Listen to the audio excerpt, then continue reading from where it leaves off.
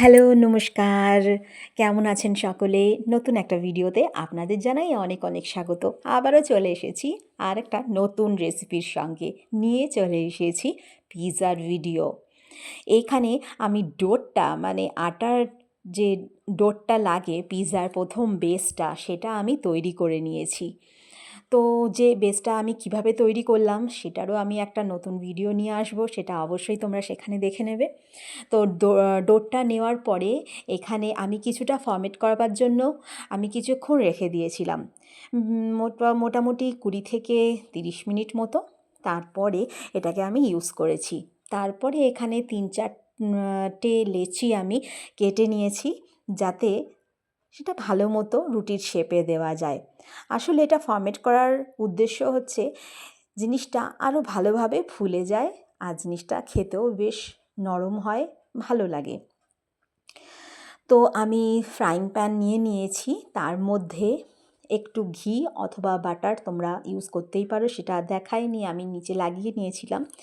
আর তারপরে আমি যে লেচিটা নিয়েছি সেটা কিন্তু ছড়িয়ে দিয়েছি, আর সঙ্গে সঙ্গে কাঁটা চামচ বা ফোর্ক দিয়ে আমি কিন্তু ছিদ্র ছিদ্র এরকম করে নিয়েছি, কারণ এই ছিদ্রটা না করলে কিন্তু তোমার রুটিটা ফুলে যাবে, খেতে ভালো লাগবে না।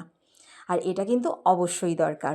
এরপরে যা যা দরকার, মানে আমার ঘরে যা যা ছিল পিৎজা বানানোর জন্য, আমি ২ রকম সস, পিৎজা সস আর sweet Maggi hot and sweet একটা আমার কাছে ছিল, তো সেটাই আমি ইউজ করেছি এখানে। তোমাদের কাছে যেটা থাকবে তোমরা সেটাই ইউজ করতে পারো।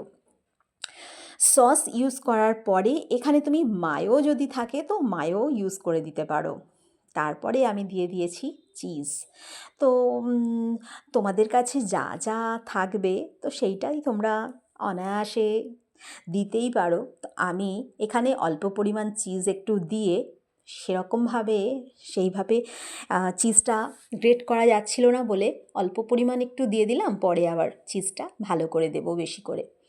তো নিজের পছন্দ মতো যে সবজি, যেরকম পেঁয়াজ, ক্যাপসিকাম, টমেটো, হলুদ কর্ন, সেদ্ধ করা যে কর্নটা, সেটা ভেজ পিজার ক্ষেত্রে এইটাই সম্ভবত ইউজ হয়, আর আমিও সেটাই করেছি। হ্যাঁ, তার সঙ্গে আমি দিয়ে দিয়েছি পনির। কিছু পনির এইভাবেই চৌকো কোণে কেটে রেখেছিলাম, যেরকমভাবে পেঁয়াজ আর ক্যাপসিকামগুলো কেটেছি ঠিক সেইভাবেই, যাতে দেখতেও ভালো লাগে। তোমরা চাইলে লম্বা লম্বা শেপেরও কেটে নিতে পারো। আর আমি দিয়ে দিলাম একটু সুইট পপকর্ন।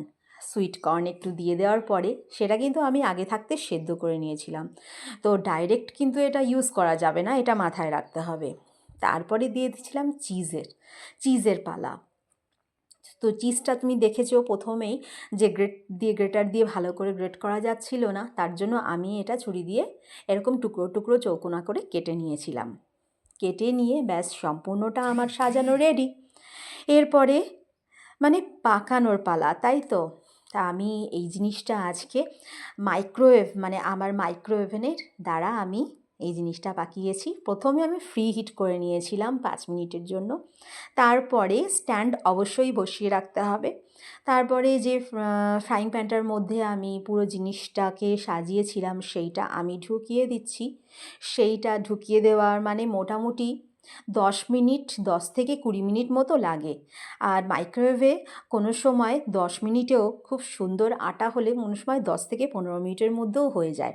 আর এটা ১৮০ ডিগ্রি সেলসিয়াসে কনভেকশন মোডে রেখে আমি করেছিলাম।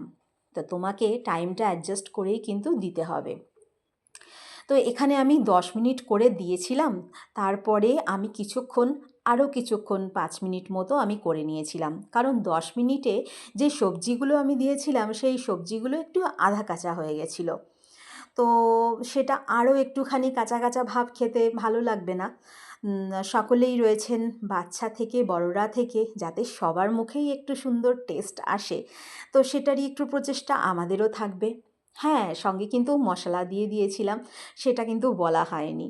সেটা তুমি আগেও দিতে পারো অথবা পরেও দিতে পারো। চিলি ফ্লেক্স আর তার সঙ্গে পিৎজা মশলা আমার সঙ্গে ছিল, তো সেই মশলাটা আমি দিয়ে দিয়েছিলাম। সেই মশলাটা আমার এখানে ক্যামেরায় আমি শো করিনি, তো আমি মুখেই বলে দিলাম। তারপরে হয়ে যাওয়ার পরে আমি কিন্তু আমার ছুরি দিয়ে আমি কাটিং করেছি। তো ভিডিওটা কেমন লাগলো অবশ্যই জানিও কিন্তু আমার কমেন্ট বক্সে। অন্য একটা ভিডিওর সঙ্গে, ততক্ষণ পর্যন্ত সকলে খুব ভালো থাকবে, সুস্থ থাকবে। Tata, bye bye.